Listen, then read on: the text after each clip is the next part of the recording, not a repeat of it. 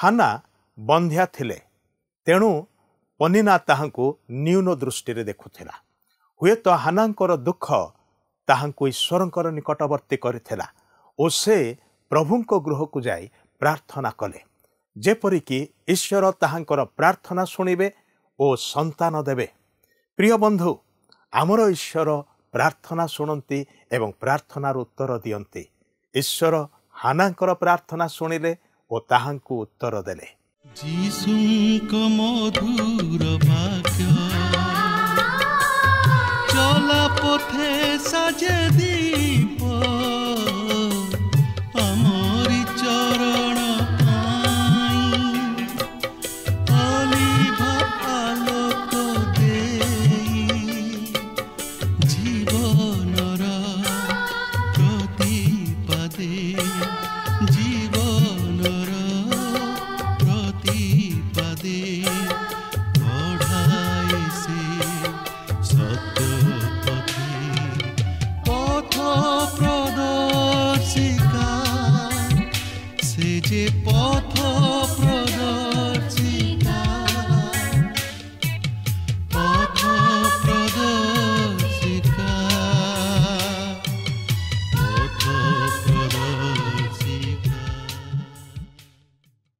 दर्शक बंधु नमस्कार। प्रभु जीशु ख्रीष्टंकर मधुर नाम रे आपण को पथ प्रदर्शिका कार्यक्रम को स्वागत करूछि। आपण आज केमिति अछंती? आपणकर परिवार केमिति अछि? मोर विश्वास प्रभुंकर दया एवं अनुग्रहरु आपण एवं आपणकर परिवार निश्चय भलरे थिबे। आपण नियमित आमानकर ए कार्यक्रम को देखुछंती एवं प्रभुंक वाक्य को शिखिबार निमंते सुजोग पाउछंती, सुजोग को नौछंती, आत्मिक जीवन रे वृद्धि पाउछंती। सेतिपा माने बहुत बहुत आनंदित एवं आपणकर सकाशे प्रभुंको आमाने धन्यवाद देउछु। आपणक मध्यरु अनेक आमानक सहित जोगाजोग करिछंती, सेमानकर मतामत देइछंती, सेमानकर विभिन्न अनुभूति गुड़िक विषय रे आमानक जणैछंती। आमे सेमानक निकटरे धन्यवाद अटु। आपण मध्य आम सहित जोगाजोग करि पारिबे। टीवी स्क्रीन रे जो नंबर टी देखुछंती से नंबर रे आज ही आम सहित कॉल करंतु, कथावार्ता करंतु। आपणक फोन कॉल रो अपेक्षा रे आम माने अछु। प्रिय बंधु, आमे विचारकर्ता पुस्तक अध्ययन कला बेले शेष भाग रे लेखा थिला सही समय रे सेमानकर कौनसी राजा नथिले। सेतिपाई लोक माने कोन कले? जहा दृष्टि रे जहा भलो देखा गला से माने ताहा कले। प्रथम और द्वितीय सामुएल रे मध्य आम माने सही वास्तवता को देखिबा को पारुछु। एही पुस्तक ऋत पुस्तक परे लेखा जाई नथिला। एहा विचारकर्ता पुस्तक परे लेखा जाइथिला। विचारकर्ता पुस्तक रे कौनसी राजा नथिले, किंतु सामुएल पुस्तक रे राजा आसीबा विषय देखुछु। ईश्वर सेमानकर प्रभु और राजा थिले, किंतु इस्राएलीय लोक माने अन्य देशीय लोकमानक परि हेबा पाई चाहिले एवं सेमानक परि सेमाने जणे राजा को पाइबा पाए सेमाने इच्छा कले। ईश्वर सेमानक जीवन रे राजा हुअन्तु एहा सेमाने अग्राह्य कले। आमे प्रथम किछिटी पर्व रे राजांक विषय देखुना हूँ। आमे प्रथम पर्व रे एल्कानांक विषय रे देखुछु। एल्काना लेवी वंशर जणे व्यक्ति थिले। से जाजकीय परिवार रो आसीथिले। एल्कानांकर 2 जण स्त्री थिले ओ जणा जाए जे हाना तांकर प्रथम स्त्री हुए तो ताहांकर संतान नथिबारु एल्काना पनिना नामनी आउ जणे स्त्री को विवाह कले। हाना सेथिपाई दुखरे थिले। ईश्वरंक निकटरे से क्रंदन करी प्रार्थना करुथिले। से एक प्रार्थनाशीला महिला थिले। ईश्वर हानांकर प्रार्थनार उत्तर देउछंती। तेबे आसंतु ए संपर्क रे आहुरी विस्तृत भाव रे आलोचना करिबा, किंतु ता पूर्वरु गोटे भक्तिमूलक गीत शुणिबा। अशांति रहे ना किछि जीसु थिले पाखरे शांतिर श्रवण झरे तांक इशारा रे।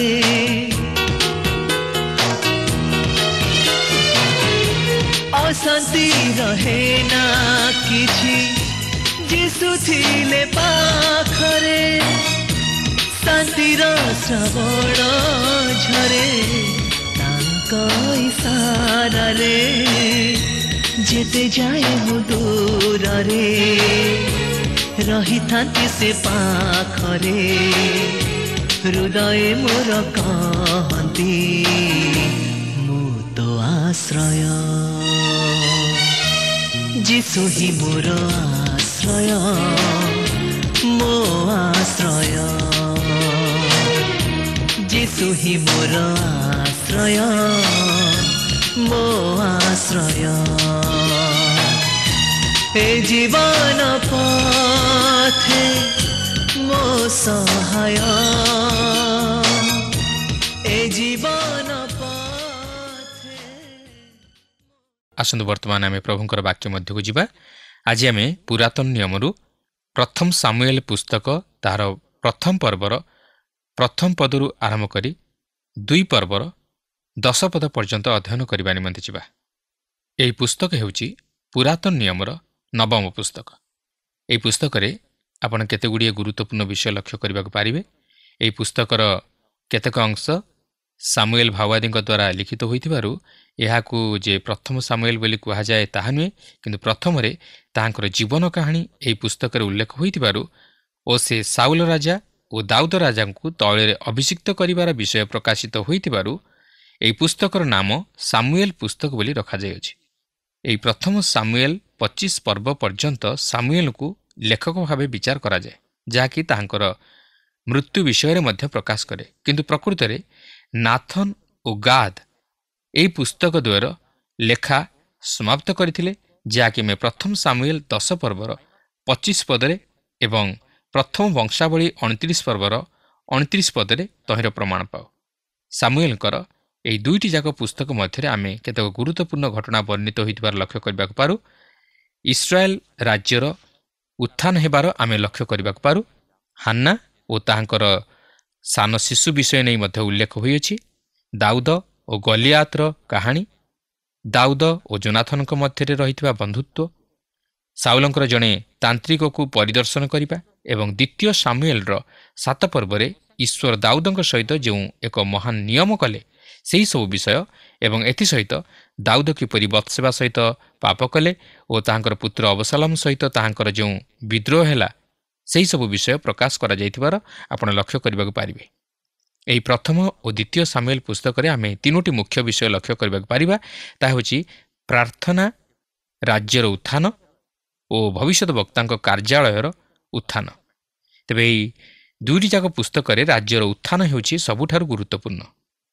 ଇସ୍ରାଏଲ ରାଜ୍ୟର କିପରି ଉତ୍ପତ୍ତି ହେଲା ଓ ସେମାନଙ୍କ ମଧ୍ୟରେ କିପରି ରାଜତ୍ୱ ସ୍ଥିର କରାଗଲା ସେହିସବୁର ବିବରଣୀ ଏହି 2ଟି ଯାକ ପୁସ୍ତକରେ ଆମେ ଦେଖିବାକୁ ପାଇବା। କିନ୍ତୁ ଏଥିପୂର୍ବରୁ ଇସ୍ରାଏଲ ମଧ୍ୟରେ କୌଣସି ରାଜା ନଥିଲେ କିମ୍ବା ସେମାନେ କୌଣସି ରାଜାଙ୍କ ଦ୍ୱାରା ଶାସିତ ହେଉନଥିଲେ। ମାତ୍ର ଈଶ୍ୱର ନିଜେ ସେମାନଙ୍କର ରାଜା ଥିଲେ, କିନ୍ତୁ ସେମାନେ ନିଜେ ନିଜେ ସେମାନଙ୍କ ଉପରେ ରାଜା ହେବା ପାଇଁ ଜଣେ ରାଜାଙ୍କୁ ଦାବି କଲେ, ଯାହାଫଳରେ ଈଶ୍ୱର ସେମାନଙ୍କୁ ଜଣେ ରାଜା ଯୋଗାଇଲେ ଓ ସେ ଇସ୍ରାଏଲ ଉପରେ ରାଜତ୍ୱ କରିବାକୁ ଆରମ୍ଭ କଲେ। ସେହି ରାଜା ଥିଲେ ସାଉଲ, ଯିଏକି ଇସ୍ରାଏଲର ପ୍ରଥମ ରାଜା। ଏହି ପ୍ରକାରେ ଇସ୍ରାଏଲ ମଧ୍ୟରେ ରାଜା ଓ ରାଜ୍ୟର ଉତ୍ଥାନ ହେଲା।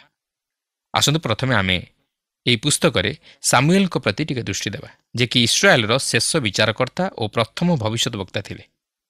ତେବେ ଏହି ପ୍ରଥମ ସାମୁଏଲର ପ୍ରଥମ ପର୍ବରେ ଆମେ ସାମୁଏଲଙ୍କର ଜନ୍ମ ଓ ତାହାଙ୍କର ଆହ୍ୱାନ ବିଷୟ ନେଇ ଅଧ୍ୟୟନ କରିବାକୁ ଯିବା। ତେବେ ଆମେ ପ୍ରତ୍ୟେକଟି ପଦକୁ ନେଇ ଆଲୋଚନା କରିବା ପାଇଁ ଯିବା ନାହିଁ, ମାତ୍ର କେତେକ ମୁଖ୍ୟ ପଦ ଉପରେ ଟିକେ ଦୃଷ୍ଟିପାତ କରିବା। ଏହି ସାମୁଏଲ ପୁସ୍ତକଟି ଏକ ଈଶ୍ୱର ଭକ୍ତା ମହିଳାଙ୍କର କ୍ରନ୍ଦନରୁ ହିଁ ଆରମ୍ଭ ହୁଏ। ଯେତେବେଳେ ଲୋକମାନେ ଜଣେ ରାଜା ପାଇବା ନିମନ୍ତେ କ୍ରନ୍ଦନ କଲେ, ସେତେବେଳେ ହାନ୍ନା ଏକ ସନ୍ତାନ ପାଇବା ନିମନ୍ତେ ଈଶ୍ୱରଙ୍କ ନିକଟରେ କ୍ରନ୍ଦନ କଲେ। ଈଶ୍ୱର ମଧ୍ୟ ହାନ୍ନାଙ୍କର ପ୍ରାର୍ଥନା ଶୁଣିଲେ। ଏଲି, ଯିଏକି ମହାଯାଜକ ଥିଲେ, ସେ ହାନ୍ନାଙ୍କୁ ସିଲୋରେ ସେହି ସମାଗମ ତମ୍ବୁ ମଧ୍ୟରେ ପ୍ରାର୍ଥନା କରୁଥିବାର ଦେଖି ସେ ଦ୍ରାକ୍ଷାରସରେ ମତ୍ତ ହୋଇଥିବ ବୋଲି ଭାବୁଥିଲେ। ମାତ୍ର ଯେତେବେଳେ ସେ ହାନ୍ନାଙ୍କର ପ୍ରକୃତ ଆକାଂକ୍ଷାକୁ ଜାଣିବାକୁ ପାରିଲେ, ସେ ଏକ ପୁତ୍ର ସନ୍ତାନ ପାଇବା ନିମନ୍ତେ ଈଶ୍ୱରଙ୍କଠାରେ ନିବେଦନ କରୁଅଛନ୍ତି, ସେତେବେଳେ ସେ ତାହାଙ୍କୁ ଆଶୀର୍ବାଦ କଲେ। ହାନ୍ନା ମଧ୍ୟ ଏକ ପୁତ୍ର ସନ୍ତାନ ଲାଭ କଲେ, ଆଉ ସେହି ସନ୍ତାନର ନାମ ଦିଆଯାଇଥିଲା ସାମୁଏଲ। ଏବଂ ହାନ୍ନା ତାହାଙ୍କର ମାନତ ଅନୁଯାୟୀ ସେହି ସାମୁଏଲଙ୍କୁ ଏଲି ଯାଜକଙ୍କ ନିକଟକୁ ଆଣିଲେ ଓ ତାହାଙ୍କୁ ଈଶ୍ୱରଙ୍କ ନିମନ୍ତେ ଉତ୍ସର୍ଗ କଲେ। ତେବେ ପ୍ରଥମ ସାମୁଏଲ ପ୍ରଥମ ପର୍ବର ପ୍ରଥମ 2 ପଦରେ ଏହିପରି ଲେଖା ଅଛି, ଇଫ୍ରାଇମ୍ ପର୍ବତମୟ ଦେଶସ୍ଥ ରାମାଥଇମ୍ ସୁଫିମର ଏକ ଇଫ୍ରାଇମୀୟ ଲୋକ ଥିଲା। ତାହାର ନାମ ଇଲକାନା।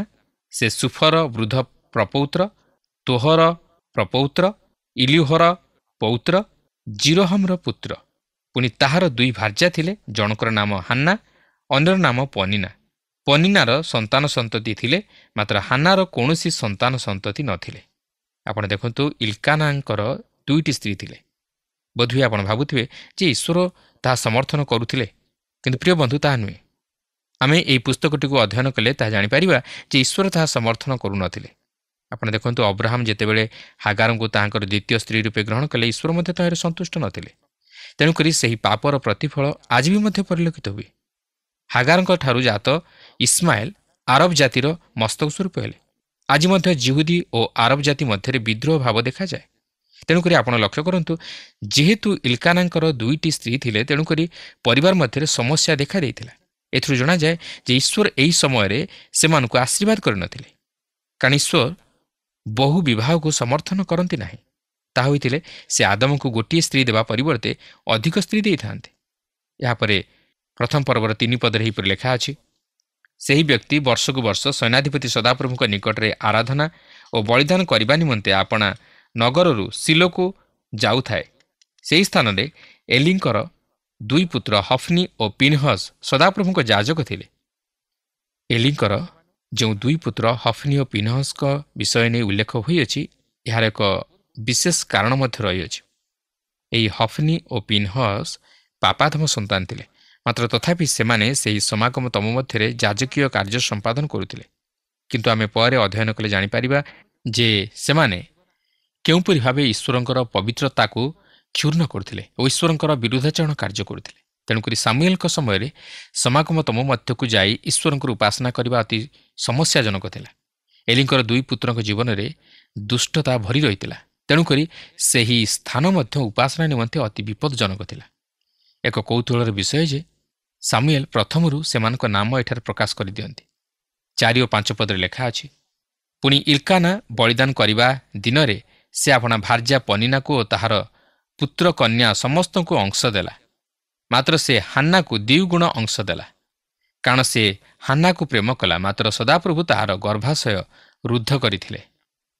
ଇଲକାନା ହାନ୍ନାଙ୍କୁ ତାହାଙ୍କର ଅନ୍ୟ ସ୍ତ୍ରୀ ଓ ପିଲାମାନଙ୍କଠାରୁ ଅଧିକ ପ୍ରେମ କରୁଥିଲା। ତେଣୁକରି ସେ ହାନ୍ନାଙ୍କୁ ଅଧିକ କିଛି ଦେଉଥିଲା, ମାତ୍ର ଈଶ୍ୱରଙ୍କ ଆଶୀର୍ବାଦ ନଥିଲା।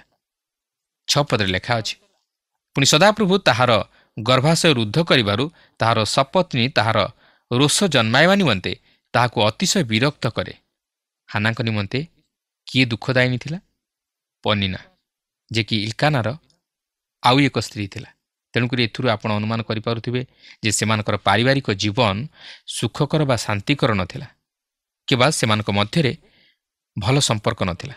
ସେମାନଙ୍କ ପାରିବାରିକ ଜୀବନ ସମସ୍ୟା ବହୁଳ ଥିଲା। ହାନ୍ନା ଏହି ସମୟରେ ଅତି ଜଟିଳ ପରିସ୍ଥିତି ମଧ୍ୟ ଦେଇ ଗତି କରୁଥିଲେ, କିନ୍ତୁ ତଥାପି ସେ ଈଶ୍ୱରଙ୍କ ନିକଟରେ ପ୍ରାର୍ଥନା କରୁଥିଲେ। ଯେହେତୁ ପ୍ରାର୍ଥନା ଅସମ୍ଭବକୁ ସମ୍ଭବରେ ପରିଣତ କରିପାରେ ଓ ଅସାଧ୍ୟକୁ ସାଧନ କରିପାରେ, ହାନ୍ନା ତାହାଙ୍କର ସମସ୍ୟା ଏପରିକି ନିଜର ସ୍ୱାମୀଙ୍କୁ ମଧ୍ୟ ଜଣାଉ ନଥିଲେ, ମାତ୍ର ସେ ଈଶ୍ୱରଙ୍କ ନିକଟରେ ପ୍ରାର୍ଥନାର ସହିତ ନିଜର ସମସ୍ୟାକୁ ରଖିଥିଲେ। ଏହାପରେ 7 ପଦରୁ 11 ପଦ ମଧ୍ୟରେ ଆମେ ଦେଖୁ ଯେ ହାନ୍ନା ତିକ୍ତମନା ହୋଇ ସଦାପ୍ରଭୁଙ୍କ ନିକଟରେ ପ୍ରାର୍ଥନା କରିବା ଦ୍ୱାରା ଆପଣ ବୁଝିପାରୁଥିବେ ଯେ ହାନ୍ନା ଏକ ସନ୍ତାନ ନ ପାଇବା ଦ୍ୱାରା କେତେ ଦୂର ଦୁଃଖରେ ଭାଙ୍ଗି ପଡ଼ିଥିଲେ। ତେଣୁ ସେ ଏକ ପୁତ୍ର ସନ୍ତାନ ନିମନ୍ତେ ପ୍ରାର୍ଥନା କଲେ ଓ ଯଦି ସେହି ପ୍ରାର୍ଥନାର ଉତ୍ତର ମିଳେ ତାହେଲେ ସେ 2ଟି ବିଷୟ ସାଧନ କରିବେ ବୋଲି ଈଶ୍ୱରଙ୍କ ନିକଟରେ ପ୍ରତିଜ୍ଞା କରିଥିଲେ। ଆଉ ସେହି 2ଟି ବିଷୟ ହେଲା, ପ୍ରଥମତଃ ସେ ସେହି ପୁତ୍ର ସନ୍ତାନକୁ ଯାଜକୀୟ ସେବା ନିମନ୍ତେ ଉତ୍ସର୍ଗ କରିବେ, ଦ୍ୱିତୀୟତଃ ସେ ତାହାଙ୍କୁ ଏକ ନାସରୀୟ ଭାବେ ବଢ଼ାଇବେ। ତାର ଅର୍ଥ ହେଉଛି ଈଶ୍ୱରଙ୍କ ସେବା ନିମନ୍ତେ ସେ ତାହାକୁ ସମ୍ପୂର୍ଣ୍ଣ ଉତ୍ସର୍ଗ କରିବେ।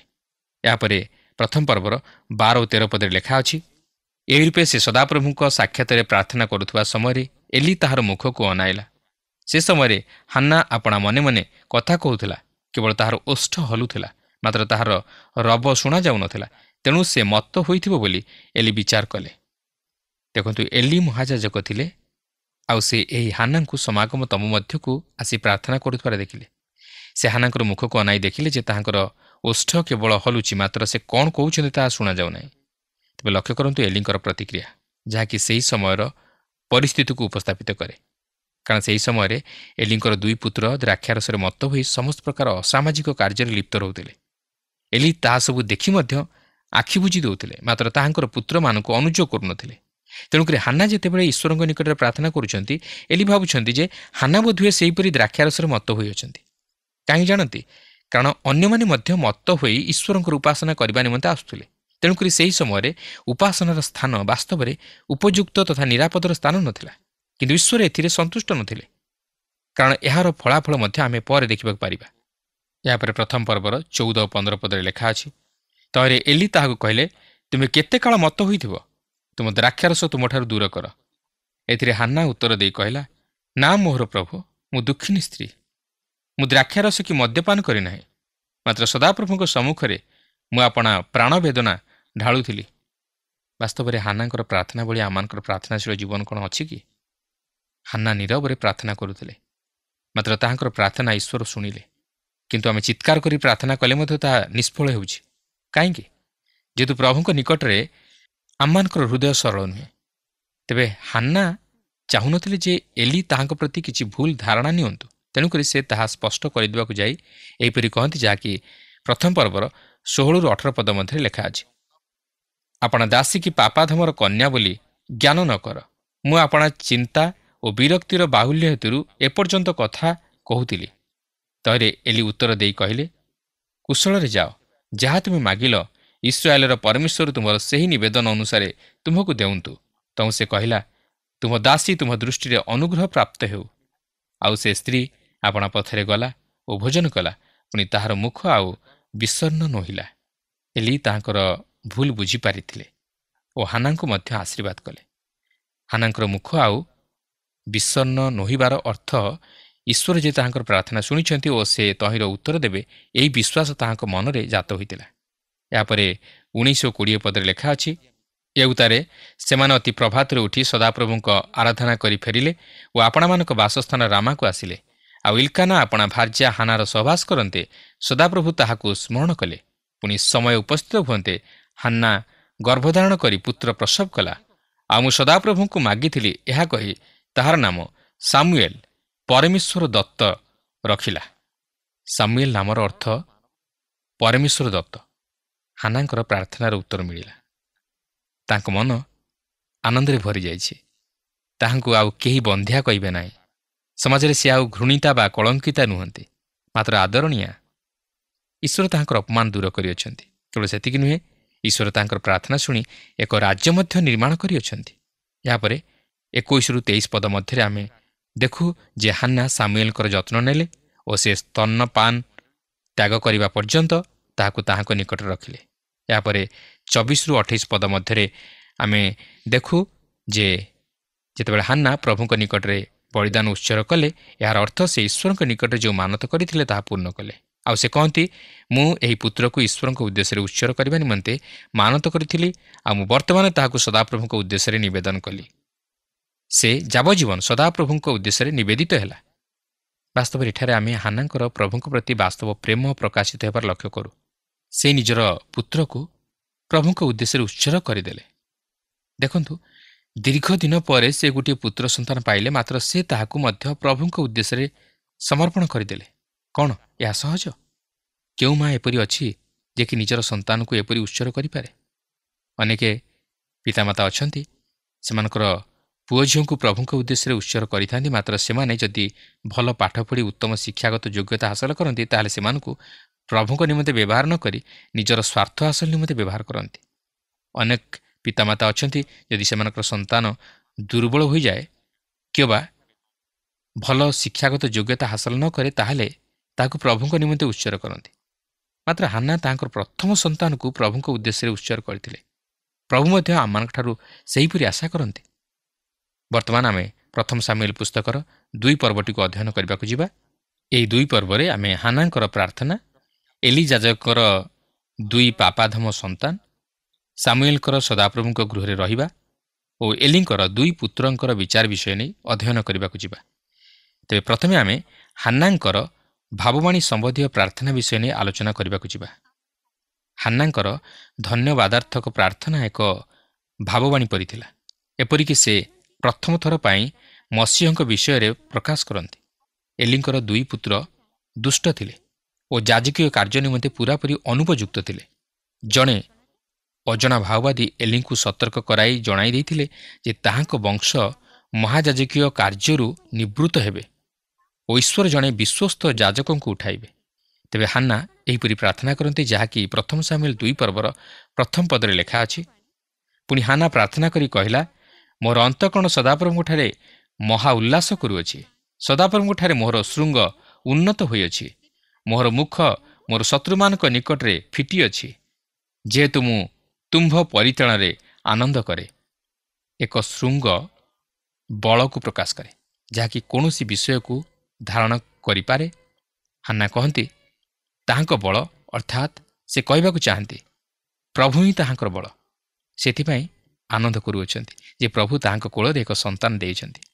ତାହାଙ୍କର ବନ୍ଧ୍ୟା ଅବସ୍ଥାକୁ ଦେଖି ଯେଉଁମାନେ ତାହାଙ୍କୁ ଥଟ୍ଟା ପରିହାସ କରୁଥିଲେ, ସେମାନଙ୍କ ଉପରେ ସେ ଜୟୀ ହୋଇପାରିଛନ୍ତି ଏବଂ ସେ ତାହାଙ୍କର ପରିତାଣରେ ଆନନ୍ଦ କରୁଅଛନ୍ତି, ଯେହେତୁ ପ୍ରଭୁ ତାହାଙ୍କୁ ସେହି ପ୍ରକାର ପରିସ୍ଥିତିରୁ ଉଦ୍ଧାର କରିଅଛନ୍ତି।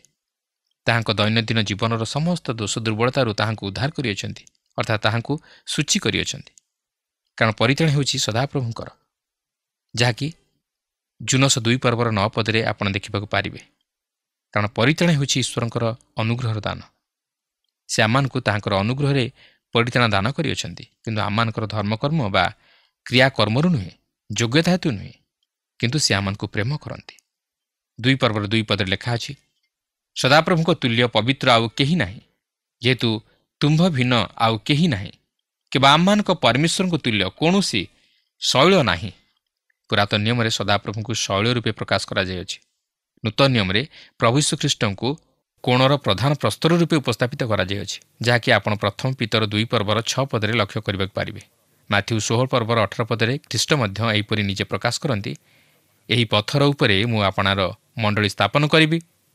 ସେହି ପଥର ଉପରେ ହାନ୍ନା ନିର୍ଭର ରଖିଥିଲେ ଓ ସେହି ପଥର ଉପରେ ଆଜି ମଧ୍ୟ ଆମେ ନିର୍ଭର କରୁଅଛୁ।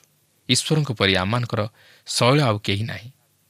3 ପଦରେ ଲେଖା ଅଛି, ଏପରି ଅତି ଅହଙ୍କାରରେ ଆଉ କଥା ନ କୁହ, ତୁମାନଙ୍କ ମୁଖରୁ ଦାମ୍ଭିକତା ନିର୍ଗତ ନ ହେଉ, କାରଣ ସଦାପ୍ରଭୁ ସର୍ବଜ୍ଞ ପରମେଶ୍ୱର ଅଟନ୍ତି, ତାହାଙ୍କ ଦ୍ୱାରା ସକଳ କ୍ରିୟା ତୋଉଲା ଯାଏ। ପ୍ରିୟ ବନ୍ଧୁ, ଆମେ ଯେତେବେଳେ ପ୍ରାର୍ଥନାରେ ଈଶ୍ୱରଙ୍କ ନିକଟବର୍ତ୍ତୀ ହେଉ, ସେତେବେଳେ ଆମେ ବିଶେଷ ସତର୍କ ହେବା ଉଚିତ ଯେ ଯେପରି ଆମମାନଙ୍କର ଆତ୍ମଧାର୍ମିକତା, ଆତ୍ମହମିକା ତାହାଙ୍କ ନିକଟରେ ପ୍ରକାଶିତ ନ ହୁଏ। ଆମେ ନିଜକୁ ନମ୍ର କରି ଓ ନିଜର ଦୁର୍ବଳତା ସବୁକୁ ହେଜ କରି ଈଶ୍ୱରଙ୍କର ନିକଟବର୍ତ୍ତୀ ହେବା ଉଚିତ। ଏହାପରେ 4 ପଦରୁ 6 ପଦରେ ଲେଖା ଅଛି, ବୀରମାନଙ୍କର ଧନୁ ଭଙ୍ଗାଯାଇଅଛି ଓ ଝୁଣ୍ଟି ପଡ଼ିବା ଲୋକମାନଙ୍କର କଟି ବଳରେ ବନ୍ଧାଯାଇଅଛି। ଯେଉଁମାନେ ପରିତୃପ୍ତ ଥିଲେ ସେମାନେ ଆପେ ଖାଦ୍ୟ ନିମନ୍ତେ ବେତନଜୀବୀ ହୋଇଅଛନ୍ତି ଓ ଯେଉଁମାନେ କ୍ଷୁଧିତ ଥିଲେ ସେମାନେ ବିଶ୍ରାମ ପାଇଅଛନ୍ତି। ହଁ, ବନ୍ଧ୍ୟା 7 ସନ୍ତାନ ପ୍ରସବ କରିଅଛି ଓ ଯାହାର ଅନେକ ସନ୍ତାନ ସନ୍ତତି ଥିଲେ ସେ ନିସ୍ତେଜ ହେଉଅଛି। ସଦାପ୍ରଭୁ ମୃତ୍ୟୁ ଘଟାନ୍ତି ଓ ସଜୀବ କରନ୍ତି, ସେ ପାତାଳକୁ ଓହ୍ଲାଇ ଆଣନ୍ତି ଓ ଉପରକୁ ଉଠାଇ ନିଅନ୍ତି। ଏହି ଅଂଶରେ କେବଳ ଗୋଟିଏ ମାତ୍ର ଚିନ୍ତାଧାରା ହେଉଛି ଯେ ଈଶ୍ୱର ଜୀବନଦାତା। ଯେପରି ଆୟୁବ କହନ୍ତି, ସଦାପ୍ରଭୁ ଦେଇଥିଲେ, ସଦାପ୍ରଭୁ ନେଲେ, ସଦାପ୍ରଭୁଙ୍କ ନାମ ଧନ୍ୟ ହେଉ। ଈଶ୍ୱରଙ୍କର କେବଳ ଜୀବନ ଦେବାକୁ ଓ ନେଇଯିବାକୁ ଅଧିକାର ଅଛି। ସେ ଜଣକୁ ଉନ୍ନତ ଓ ଅନ୍ୟ ଜଣକୁ ଅବନତ କରାନ୍ତି। ସେ ଦୋଷୀର ବିଚାର କରି ତାହାକୁ ଦଣ୍ଡ ମଧ୍ୟ ଦିଅନ୍ତି, କାରଣ ସେ ହେଉଛନ୍ତି ସର୍ବଶକ୍ତିମାନ, ସର୍ବବ୍ୟାପୀ, ସର୍ବପରାକ୍ରମୀ ଓ ସର୍ବସୃଷ୍ଟିକର୍ତ୍ତା ଈଶ୍ୱର। ସମଗ୍ର ବିଶ୍ୱ ତାହାଙ୍କର ଅଧୀନରେ ପରିଚାଳିତ ଓ ସମସ୍ତେ ତାହାଙ୍କର ହସ୍ତକୃତ କର୍ମ। ତେଣୁ ସେ ତାହାଙ୍କର ଇଚ୍ଛା ଅନୁଯାୟୀ ସମସ୍ତ କିଛି କରନ୍ତି। ତାହାଙ୍କର ଇଚ୍ଛା ବିରୁଦ୍ଧରେ କୌଣସି ପ୍ରାଣୀ ଯାଇପାରେ ନାହିଁ। ଏହାପରେ 7 ପଦରେ ଲେଖା ଅଛି, ସଦାପ୍ରଭୁ ନିର୍ଦ୍ଧନ କରନ୍ତି ଓ ଧନବାନ କରନ୍ତି, ସେ ନତ କରନ୍ତି, ସେ ମଧ୍ୟ ଉନ୍ନତ କରନ୍ତି। ତେବେ ଏଠାରେ ପ୍ରଶ୍ନ ଆସେ ଯେ ଜଣେ କାହିଁକି ଧନୀ ଓ ଜଣେ କାହିଁକି ଦରିଦ୍ର ହୁଏ? ଈଶ୍ୱର କାହିଁକି ଏପରି କରନ୍ତି? ତେବେ ମୁଁ ଏତିକି କହିପାରେ ଯେ ଈଶ୍ୱର ତାହାଙ୍କର ମହାନ ଉଦ୍ଦେଶ୍ୟକୁ ସାଧନ କରିବା ନିମନ୍ତେ ଏହିପରି କରିଥାନ୍ତି। ତା ଛଡ଼ା ମନୁଷ୍ୟ ନିଜର କର୍ମାନୁଯାୟୀ ମଧ୍ୟ ତହିଁର ପ୍ରତିଫଳ ଭୋଗ କରେ। ଏହାପରେ 8 ଓ 9 ପଦରେ ଆମେ ଜାଣିବାକୁ ପାରୁ ଯେ ମନୁଷ୍ୟ ତାହାର ନିଜ ଶକ୍ତି ଓ ଉଦ୍ୟମରେ ଈଶ୍ୱରଙ୍କ ନିମନ୍ତେ କୌଣସି ବିଷୟ ସାଧନ କରିପାରିବ ନାହିଁ କି ନିଜ ନିମନ୍ତେ ମଧ୍ୟ କିଛି କରିପାରିବ ନାହିଁ, କିନ୍ତୁ ଆମେ କେବଳ ପବିତ୍ର ଆତ୍ମାଙ୍କର ସହାୟତା ଓ ବଳରେ ସମସ୍ତ କିଛି ଉତ୍ତମ ବିଷୟମାନ ସାଧନ କରିପାରିବା। ତେଣୁ ଆମେ ସବୁ ବିଷୟ ନିମନ୍ତେ ପ୍ରଭୁ ଯୀଶୁଙ୍କ ଉପରେ ନିର୍ଭର କରି ଓ ତାହାଙ୍କଠାରୁ ଶକ୍ତି ଭିକ୍ଷା କରି ସମସ୍ତ କାର୍ଯ୍ୟ କରିବା ଉଚିତ। ଏହାପରେ 2 ପର୍ବର 10 ପଦରେ ଲେଖା ଅଛି, ଯେଉଁମାନେ ସଦାପ୍ରଭୁଙ୍କ ସହିତ ବିବାଦ କରନ୍ତି ସେମାନେ ଭଗ୍ନ ହେବେ, ସେ ସ୍ୱର୍ଗରେ ଥାଇ ସେମାନଙ୍କ ବିରୁଦ୍ଧରେ ଗର୍ଜନ କରିବେ ସଦାପ୍ରଭୁ ପୃଥିବୀର ପ୍ରାନ୍ତ ଭାଗ ପର୍ଯ୍ୟନ୍ତ ଶାସନ କରିବେ ଓ ସେ ଆପଣା ରାଜାକୁ ବଳ ଦେବେ, ପୁଣି ଆପଣା ଅଭିଷେକୀଙ୍କ ଶୃଙ୍ଗ ଉନ୍ନତ କରିବେ। ତେବେ ଏହି ପଦଟି ଧର୍ମଶାସ୍ତ୍ର ମଧ୍ୟରେ ସବୁଠାରୁ ଏକ ମହାନ ପଦ ଓ ଏହି ଅଂଶରେ ଆମେ ପ୍ରଥମ କରି ମସିହଙ୍କ ନାମ ପ୍ରକାଶ ପାଇବାର ଲକ୍ଷ୍ୟ କରୁଅଛୁ। କାରଣ ଏହି ଅଂଶରେ ଯେଉଁ ଅଭିଷିକ୍ତ ବା ଅଭିଷେକୀ ବୋଲି ଶବ୍ଦଟି ବ୍ୟବହାର କରାଯାଇଅଛି, ଏବ୍ରି ଭାଷାରେ ଏହା ମସିହ ବୋଲି ଅନୁବାଦ କରାଯାଇଅଛି ଓ ଗ୍ରୀକ୍ ଭାଷାରେ ନୂତନ ନିୟମରେ ଖ୍ରୀଷ୍ଟୋସ୍ ବୋଲି ଅନୁବାଦ କରାଯାଇଅଛି ଓ ଇଂରାଜୀରେ ଖ୍ରାଇଷ୍ଟ ବୋଲି ଅନୁବାଦ କରାଯାଇଅଛି। ଏହା ପ୍ରଭୁ ଯୀଶୁଖ୍ରୀଷ୍ଟଙ୍କର ସଂଜ୍ଞା। ଈଶ୍ୱର ଇସ୍ରାଏଲ ମଧ୍ୟରେ ଏକ ରାଜ୍ୟ ସ୍ଥାପନ କରିବାକୁ ପ୍ରସ୍ତୁତ ହେଉଅଛନ୍ତି। ଯେହେତୁ ଇସ୍ରାଏଲ ଈଶ୍ୱରଙ୍କୁ ରାଜା ହେବା ନିମନ୍ତେ ଅଗ୍ରାହ୍ୟ କରିଅଛନ୍ତି, ସେଥିହେତୁ ଈଶ୍ୱର ସେମାନଙ୍କ ଉପରେ ଜଣେ ରାଜାଙ୍କୁ ନିଯୁକ୍ତି ଦେବାକୁ ଯାଉଅଛନ୍ତି। ପ୍ରିୟ ବନ୍ଧୁ, ଈଶ୍ୱର ଚାହାନ୍ତି ଆମମାନଙ୍କ ଉପରେ କର୍ତ୍ତୃତ୍ୱ କରିବା ପାଇଁ, ଆଉ ସେ ଚାହାନ୍ତି ଯେପରି ଆମମାନେ ତାହାଙ୍କୁ ଆମମାନଙ୍କର ଜୀବନରେ ପ୍ରଥମ ସ୍ଥାନ ଦେଉ, ତାହାଙ୍କର ସନ୍ତୋଷଜନକ କାର୍ଯ୍ୟ କରୁ, ତାହାଙ୍କୁ ଭୟ କରୁ ଆଉ ତାହାଙ୍କର ବଶୀଭୂତ ହୋଇ ରହୁ, ତାହାଙ୍କୁ ରାଜା ରୂପେ ମାନ୍ୟ କରୁ, ତାହେଲେ ସେ ଆମମାନଙ୍କ ଜୀବନ ଦ୍ୱାରା ଗୌରବାନ୍ୱିତ ହୋଇପାରିବେ। ପ୍ରଭୁ ପ୍ରତ୍ୟେକଙ୍କୁ ଆଶୀର୍ବାଦ କରନ୍ତୁ। ପ୍ରିୟ ବନ୍ଧୁ, ଆଶା କରେ ଆଜିର ଅଧ୍ୟୟନଟି ଆପଣଙ୍କୁ ଭଲ ଲାଗିଛି ଏବଂ ଆତ୍ମିକ ଭାବରେ ଏହା ଆପଣଙ୍କର ପାଇଁ ଆଶୀର୍ବାଦର କାରଣ ହୋଇଛି। ଆମେ ଅଧ୍ୟୟନ କଲୁ ଯେ ଈଶ୍ୱରଙ୍କର ମନୋନୀତ ଇସ୍ରାଏଲୀୟ ଲୋକମାନେ ନିଜର ଇଚ୍ଛା ଅନୁସାରେ ଜୀବନ କାଟିବାକୁ ଲାଗିଲେ। ଆମେ ଏହି କଥା ମଧ୍ୟ ଦେଖିଲୁ ଯେ ଏହି ପୁସ୍ତକର କାହାଣୀ ଇଲକାନାଙ୍କ ଠାରୁ ଆରମ୍ଭ ହୋଇଛି। ହାନା ଜଣେ ବନ୍ଧ୍ୟା ସ୍ତ୍ରୀ ଥିଲେ, ତେଣୁ ପନିନା ତାହାଙ୍କୁ ନ୍ୟୁନ ଦୃଷ୍ଟିରେ ଦେଖୁଥିଲେ। ହୁଏତ ହାନାଙ୍କର ଦୁଃଖ ତାହାଙ୍କୁ ଈଶ୍ୱରଙ୍କର ନିକଟବର୍ତ୍ତୀ କରିଥିଲା। ସେ ମନ୍ଦିରକୁ ଯାଇ ପ୍ରଭୁଙ୍କ ନିକଟରେ ପ୍ରାର୍ଥନା କଲେ, ଯେପରି ଈଶ୍ୱର ତାହାଙ୍କର ପ୍ରାର୍ଥନା ଶୁଣିବେ ଏବଂ ତାହାଙ୍କ କୋଳରେ ଗୋଟିଏ ପୁତ୍ର ସନ୍ତାନ ଦେବେ। ପ୍ରିୟ ବନ୍ଧୁ, ଈଶ୍ୱର ଆମର ପ୍ରାର୍ଥନା ଶୁଣନ୍ତି ଓ ଆମ ପ୍ରାର୍ଥନାର ଉତ୍ତର ଦିଅନ୍ତି। ଈଶ୍ୱର ହାନାଙ୍କର ପ୍ରାର୍ଥନା ଶୁଣିଲେ ଏବଂ ତାହାଙ୍କୁ ଉତ୍ତର ଦେଲେ।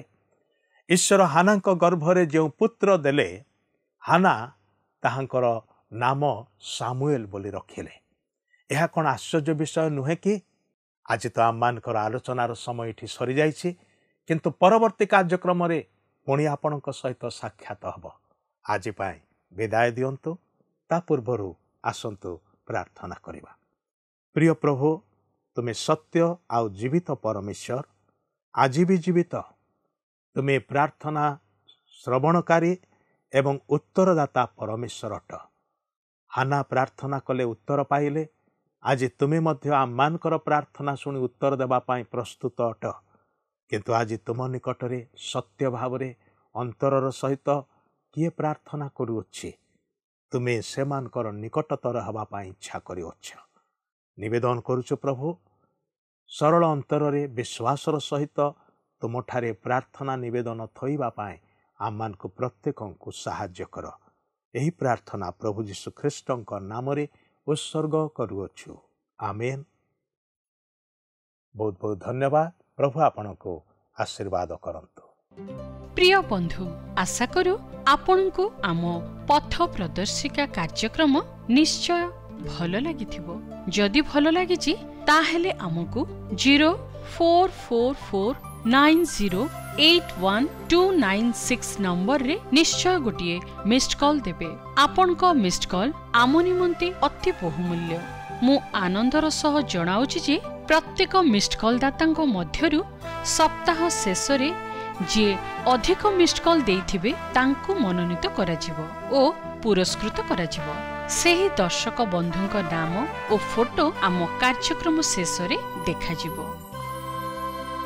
ଗତ ସପ୍ତାହର ବିଜୟ ଦର୍ଶକ ବନ୍ଧୁ ହେଲେ ବରହମପୁରରୁ ସୁନିତା ସାହୁ ଓ ପରିବାର।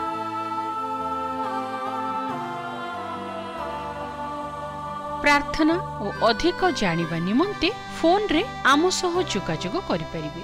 ଆମ ଟେଲିଫୋନ ନମ୍ବର ହେଲା 9777221415 ଆଉ ଆମ ଠିକଣା ଟିଭି ସ୍କ୍ରିନରେ ଦିଆଯାଇଅଛି। ଧନ୍ୟବାଦ।